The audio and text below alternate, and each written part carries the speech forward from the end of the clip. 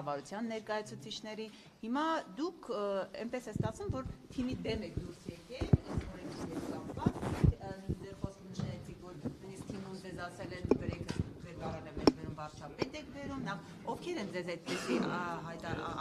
բան ասել եւ ստացվում է էլի չստացվեց, որտեղ թիմը դեմ է։ Այո, ստացվում է, որ հանձնաժողովը տապալեց օրենքի նախագիծը,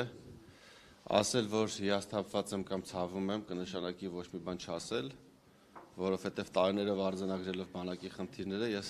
նպատակ եմ ունեցել, պայքարել եմ, որպեսզի մենք վերացնենք այդ խնդիրները ու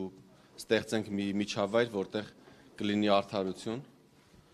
որտեղ հարուստի երեխաները չեն ազատվի բանակից, քաղաքացիությունից հրաժարվելու կամ կեղծ առողջական թղթեր սարքելու, կամ երկիրը լքելու, կամ ուսման մեկնելու, կամ այլ պատրվակներով, եւ ծառայությունը բաժին չի հասնի միայն մեծամասամբ սոցիալապես խոցելի խավերում գտնվող անձանց համար։ Ուզեցել եմ, որպեսզի մենք այս մարդկանց բերենք ծառայության, պարտադիր, եւ նաեւ նրանցից մեծ գումարներ հավաքագրենք, ինչը կուղենք ամբողջ ժամկետով ծառայող զինծառայողներին։ Ձեր այդ մտահոգությունները չի հասկացել կամ ինչու չընդունեց։ Թիմը նախագծին կողմ է եղել, թիմ նկատի ունեմ վարչապետին եւ կառավարությանը, կարող եք նայել 2025 թվականի մայիսի 22-ի կառավարության նիստը, որտեղ պաշտպանության նախարարը, արտաքին գործերի նախարարը, փոխվարչապետը նիստ վարում, պաշտպանում են օրենքի նախագիծը եւ միաձայն ստանում են նախագիծը դրական եզրակացություն։ Դրանից հետո ինչա տեղի, կարճ ասեմ ինչա տեղի ունեցել։ Նախագիծը, որ դրական եզրակացությունը եկել է ազգային ժողով, Քոչարյան Անդրանիկը ինձ ասել է, ես գնում եմ Ամերիկա գամ, խոսացել եմ կառավարություն, նախարարի հետ, բոլորը կողմ են, շատ լավ նախագիծ է, գնում եմ Ամերիկա գամ, անցկացնենք նախագիծը։ Ասել եմ, պարոն Քոչարյան ջան, եթե դու գնաս Ամերիկա, այս օրենքը 6 ամսով հետաձգվելու է, որովհետև մենք մինչև նստաշրջանի ավարտը ժամանակ չունենք, մենք պետք է այսօր նիստը անենք, որ միջև ամառային զորակոչ այս խնդիրները լուծենք, ամեն օր 8 հոգի քաղաքացիությունից հրաժարվում է, եւս մի այդքանն էլ առողջական թղթերով են ազատվում, այսինքն ամեն օր որ հետաձգվի, մենք զորք ենք կորցնելու։ Բացի դրանից, եթե քանի արդեն քննարկումներ սկսել ենք, մարդիկ տեմպը արագացնելու են, այսինքն առողջական թղթեր սարքելու եւ քաղաքացիությունից հրաժարվելու տեմպը աճելու է։ Հիմա մենք պետք է դա անենք։ Ասես չէ, ես գնում եմ Ամերիկա կամ նոր կանեմ, առանց նիստը չանեք, ասել եմ, խնդրում եմ, մենք առանց քեզ մի հատ նիստ անենք, կգաս երկրորդը իրար հետ կանենք։ Ինքը ասեց, չէ, մի արեք, ես կգամ, պետք է լինի 24 ժամյա ռեժիմով նախագիծը կանցկացնենք, կողմ են բոլորը։ Ինքը գնում է Ամերիկա, դրանից հետո մենք նիստ ենք դնում, նիստը չի կայանում, որովհետև քվորում չի լինում հայտնի պատճառներով, որտեղ նաև ինքն է մասնակցություն ունեցել։ Դրանից հետո որ ինքը չեմ ուզում շատ բացեմ։ Այո։ Դրանից հետո երբ որ վերադառնում է Քոչարյան Անդրանիկը, երբ որ վերադառնում է, սենց անում։ Ասում ես ի՞նչ նախագիծ է։ Առաջ անգամ եմ սես բան դրել, ո՞ս կարա մարդ փոխտակարժ ծառայ։ Ասում եմ, պարոն Քոչարյան, մենք իրար հետ պայմանավորվել ենք։ Վարչապետի ներկայությամբ ներկայացրել եմ։ Մենակ վարչապետի չէ, երկու փոխվարչապետ է, աշխատակազմի ղեկավար, գլխավոր շտաբի պետ, ԱԱԾ տնօրեն, քննչական կոմիտեի ղեկավար, գլխավոր դատախազ, մի քանի նախարարներ ու փոխնախարարներ, այդքան մարդու ներկայությամբ նախագիծը ներկայացրել եմ դեռևս 24 թվականին։ Այդտեղ նստած ես եղել, դեմ կարծիք չես արտահայտել։ Մինչ գերատեսչական հանձնաժողովը ձևավորվի վարչապետի որոշումով, դու հանձնաժողովի մշտական անդամ ես, բազմաթիվ նիստեր ենք արել, 6 ամիս քննարկել ենք, մի անգամ չես ասել դեմ ես։ Ամերիկա գնալուց առաջ ասել ես կողմ եմ։ Հիմա հետեսեկի ինչ առանց քեզ նիստ են կարի, ասում ես դեմ եմ, ասացա դեմ եմ, ես տենց եմ քվարկելու ու դրա արդյունքում նախագիծը տապալվեց։ Ինչ տեղի ունեցավ նախագծի տապալմամբ։ Քաղաքացիությունից հրաժարվողների թիվը 44%-ով աճեց, միջև 2000 հոգի էր տարեկան հրաժարվում թիվը դառավ 3000 մոտավոր, մի քիչ։ Այդ մտահոգությունները կներեք, բանակի այս արատավոր խնդիրները կան, ստացվում է մենք անձնական ամբիցիայի պատճառով կորցրեցինք կարևորագույն նախագիծը։ Ես հիմա պատմում եմ, թե ինչա տեղի ունեցել, ես թե ինչ են պայմանավորվել, թե ով ում զանգել ասել դեմ կքվեարկեք կամ ինչա կազմակերպվել, ես դա չեմ կարող ասել։ Ես մի բան գիտեմ, որ նախագիծը ըստ իս վարչապետը հավանել էր, եթե հավանած չլիներ մինչ գերատեսչական, ինձ ուղիղ չի ասել,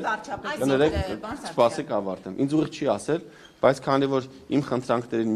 միշտ Ընդառաջ է գնացել վարչապետը, հանդիպումներ, քննարկումները կազմակերպել է, աշխատանքային խումբ է ձևավորվել իր որոշումով։ Ես գտնում եմ, որ ինքը տրամաբանական է համարել եւ նաեւ քանի որ կառավարությունը տվել է դրական եզրակացություն, բնականաբար եթե վարչապետը դեմ լիներ, վարչապետը լա չէ, ես նշում որ կառավարությունը ես եմ չէ կարող վարչապետը դեմ լինել ու կառավարությունը տար դրական դիրքորոշում։ Այսինքն վարչապետը Քոչարյանը դեմ է դուրս եկել նաեւ Նիկոլ Փաշինյանին իր այս քվեարկությամբ։ Իմ ասածից նաեւ կարող եք այդպես եզրահանգել։ Բայց դուք վարչությունից վերջի հարցը։ Դուք վարչությունը անդամ չէ վարչության ընտրությունների ժամանակ էլ, կուսակցական ընտրությունների ժամանակ, այսինքն թիմը ընդհանուր առմամբ մենակ ձեր նախագիծը չի, շատ հաճախ վերջի շրջանում ձեզ մերժում է։ Ու դժվար թե մենակ մի անհատի Նիկոլ Փաշինյանի անձնական հրահանգով։ Հիմա մի հատ բան ասեմ։ Թիմի մերժելը որն է։ Ես ներկայացնում եմ օրենքի նախագիծ, որը մեր պետության համար է, ու ես հիմնավորումներով դա ապացուցում եմ, ու նաև դա արձանագրվում է կառավարության որոշմամբ։ Այսինքն, եթե կարան ինչ-որ մարդիկ ինչ չսիրեն, կարա ինչ-որ մարդ իմ հետ խնդիր ունենա անձնական կամ ոչ անձնական կամ ուղղակի սիմպաթիայով ինձ չհավանի, բայց սեփական ամբիցիայով կամ սիմպաթիայով կամ քնախնդրության պատճառով տապալես պետության համար կարևորագույն նախագիծը, ես որ հիմա հնարավորություն ունեմ կարող եմ լացեմել, էլի, որովհետև անընդունելի է դա։ Չի կարա տենց բան լինի, որ դու մարդու հետ անձնական խնդիր ունենաս, քո պետության համար կարևորագույն նախագիծը տապալես, դու ասես տեսար Սարգսյանին տապալեցի։ Գլուխ գովաս, ասես տապալեցի, չկարացավ անի։ Բայց չես ասում, որ դու տալիս ես քո բանակի աշկն ես հանում։ Քո զորակոչը կրիտիկական վատ վիճակում է։ Քո զորքի թիվը 44000-ից 14 տարում, իջել է 14000։ Ասում եմ եկեք միջոց ձեռնարկենք։ Ասում են բանը։ Մեկի մեջը խոսում ես Սարգսյան Հայկը բանը, իր PR-ի համար անում։ Միշտ եմ իմ PR-ի համար անում։ Բանակի համար եմ անում։ PR-ի համար անելուց լինի 50 տարի կլինեի ես խմբակցության падգամավոր։ Բայց ամենակարևորագույն հարցերը որ բարձրացնում եմ։ Ինչի համար հարաբերությունն է, չէ՞ փչանում դրա արդյունքում։ Նախարարների հետ գործադիր իշխանության ներկայացուցիչների հետ հարաբերություն է փչանում։ Բնականաբար, որ մարդու խնդիրների մասին խոսում ես, հարաբերություն է փչանում։ 2 տարի խնդրում եմ պաշտպանության նախարարին։ Ասում եմ բանակում շաբաթը մեկա զորքը լողանում։ Հնարավորություն ստեղծենք, թող ամեն օր լողանա։ Ինչի՞ց է խնդիրը։ 24 թվականի падգամավորներից մեկը փակ մեր հանդիպման ժամանակ հարց տվեց թոքաբարբով զոհ ենք ունեցել։ Մահվան դեպք ենք ունեցել բանակում, որ Սառա ջրով հավանաբար լողացել է։ Դե ասեց մենակ մեր բանակում չի, որ շաբաթը մեկա, բազմաթիվ բանակներում տենց է։ Ուսումնասիրեմ տասնյակ բանակների փորձը։ Բազմաթիվ երկրներում զինվորները ամեն օր լողանում են։ Հայաստանում, աֆրիկական մի քանի երկրներում ու տենց թերի զարգացած երկրներում է, որ շաբաթը մեկ են լողանում։ Ասել եմ լրացուցիչ ծախս չի, սա առաջարկեմ, ասել եմ խնդրում եմ, ստեղծենք հնարավորություն մեր զորքը ամեն օր լողանա։ Դե 2 տարի անցել է մի վիճակն է։ Հա հիմա ունենք որոշ տեղեր, նոր կառուցված տեղեր, բայց փոքր տոկոսակազմում, որ զորքը կարող է ամեն օր լողանա։ Բայց մեծամասամբ մեր տեղեքը շաբաթը մեկ են լողանում։ Դե թող պաշտպանության նախարարության ղեկավար կազմը շաբաթը մեկ լողանա։ Դե թող ուրեմն միջև այդ խնդիրը չլուծեն, իրանք շաբաթը մի անգամ լողանան։ Տենամ կարան։ Բա մեր զորքի համար չի պիտի մենք լավ պայման։ Ես հիմա առաջ անգամ եմ հրապարակային ասում, ուղղակի այլ հնարավորություն էլ չունեմ իր մեջս պահել։ Բավական ձեզ բռնեն արդեն, պարոն Սարգսյան։ Ինչ չեն կարող բռնեն։ Երբ Ալեն Սիմոնյանն ասում է, որ Ադրբեջանն է մեր անվտանգության երաշխիքը։ Չեմ ուզում անդրադառնալ այդ հարցին։ Փաշինյանը կողմ էր ձեր այդ նախագծին։ Վերջին ասուլիսի ժամանակ, երբ որ ձեզ էր անդրադարձել, նա բավականին կոշտ էր խոսում, ասում էր, որ հնարավոր է քրեական գործեր հարուցեն, այսինքն ազդել է նրա դրամատուրգիան։ Չի ասել վարչապետը, անցել է ամիսներ իմ նկատմամբ քրեական գործեր չի հարուցվել, որևէ քրեական գործ չկա։ Ոչ դեռ, ոչ էլ առաջիկա չկա նման բան, չի կարող հարուցվել։ Այսինքն պետք է լինի հնարովի գործ։ Իսկ մեր պետությունում հեղափոխությունից հետո չի կարող։ Ես ամեն դեպքում հույս ունեմ, որ նման բան չի կարող լինի ու չկա տենց բան։ Խնդրում եմ տենց վերնագրեր մի դրեք, որ Սարգսյան Հայկը ասեց, չի կարող նման բան լինի, չկա, նման քննարկում չկա։ Վարչապետի տրամադրությունը ես առանձին հանդիպում չեմ ունեցել վարչապետի հետ։ Վարչապետի հետ իմ հարաբերությունների մասին խոսալու առիթ չգիտեմ ունեցել եմ թե չէ, մենք ունեցել ենք շատ ջերմ ընկերական մոտ հարաբերություններ մինչև 2018 թվականի մայիսը, երբ վարչապետը դարձել է հանրապետության վարչապետ։ Ես իրան համարել եմ ինձ հարազատ եղբայր, իմ ավակ եղբայր ու մենք տենց ենք հարաբերվել։ Վարչապետ դառնալուց հետո այդ հարաբերությունը չի կարող շարունակվի, որովհետև եթե դու չես կարող քո ընկերոջը ամեն պահի զանգել, կապը կորում է ու այդ ընկերությունը չի կարող շարունակվի։ ու ես դա բնական եմ համարում ու նորմալ եմ համարում։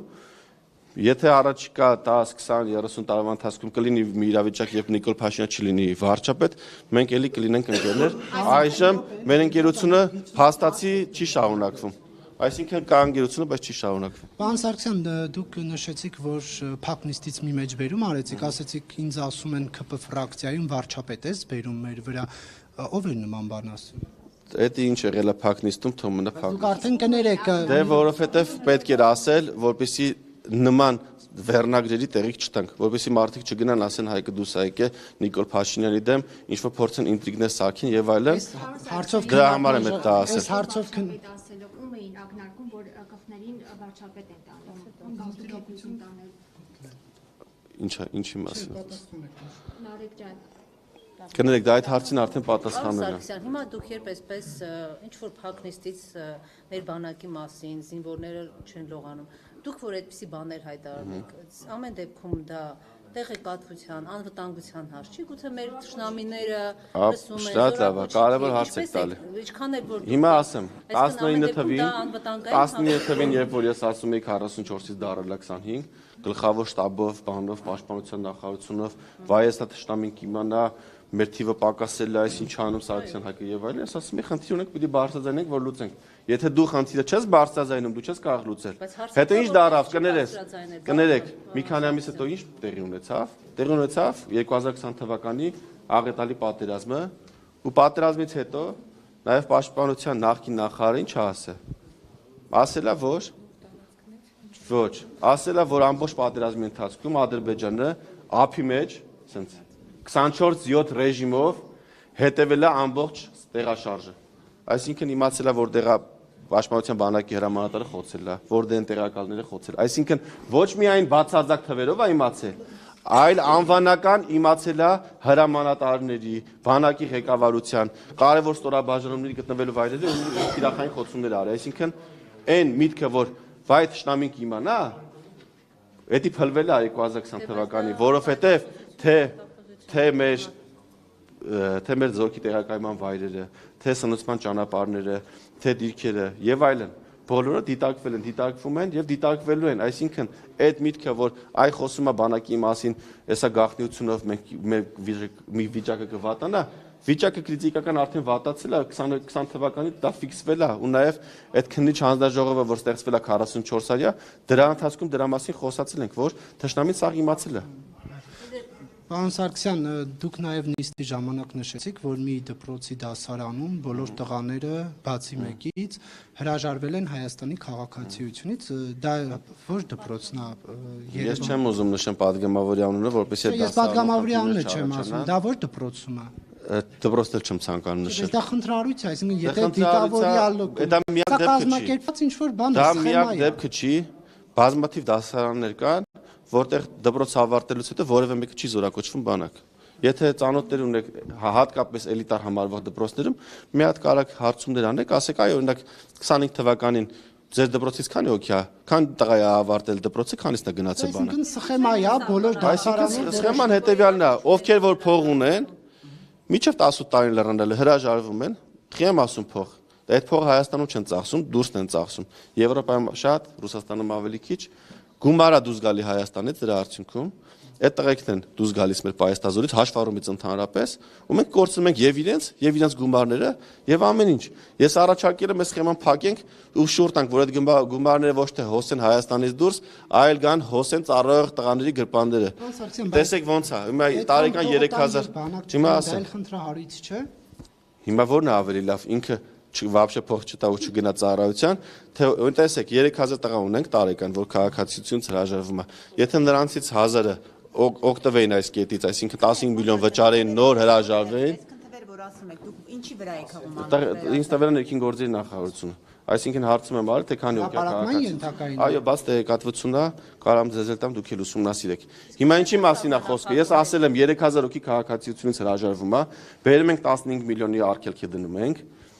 Կամ էլ ասում ենք 15 միլիոնը դուք մի ամիս ծառայ, այսինքն դու ես որոշում 15 միլիոն տալիս ես հրաժարվում ես ու չես ծառայում, կամ նույն 15-ը տալիս ես գալի մի ամիս ես ծառայում, ու սրա արդյունքում եթե մեզ հաջողվեր ես 3000-ից 1000-ի բերել, ծառայության 1000-ով ավել զորակոչ կունենայինք եւ մեր զորացրվողները ամեն մեկը 1.5 միլիոն կստանային այսինքն որտեղ մենք տարեկան մոտավորապես 10000 զորացրվող ենք ունենում կհավաքագրվեր 15 միլիարդ որը բաժանվելով ամեն մեկը կստանար 1.5 միլիոն այսինքն այնտեղ են ով որ գալիս է հաջորդ օրվանից սկսում է բանվորություն անել կունենար 15 միլիոն կգնար ժող ինստիտուտում կսովորեր կամ նոթբուք կառներ IT մասնագետ կդառնար այսինքն իր կյանքը ինքը կկազմակերպեր կամ ինչ որ արհեստով կսկսեր զբաղվել զոդող կդառնար մասնագետ զոդման ապարատ կառներ ու իր կյանքը կկազմակերպեր այսինքն չէր լինի ինքը սևագործ բանվոր որպես իր օրվա փողը վաստակի այլ ինքը կունենար կյանք մտնելու մեկնարկային գումար հիմա մեր գործընկերները որոշեցին որ պետք չէ այդ հնարավորությունը տանք պետքա թողենք ոնց որ կա այսինքն էլիտար պրոստերում էլի շարունակեն բոլորը քաղաքացիությունից հրաժարվեն չծառայեն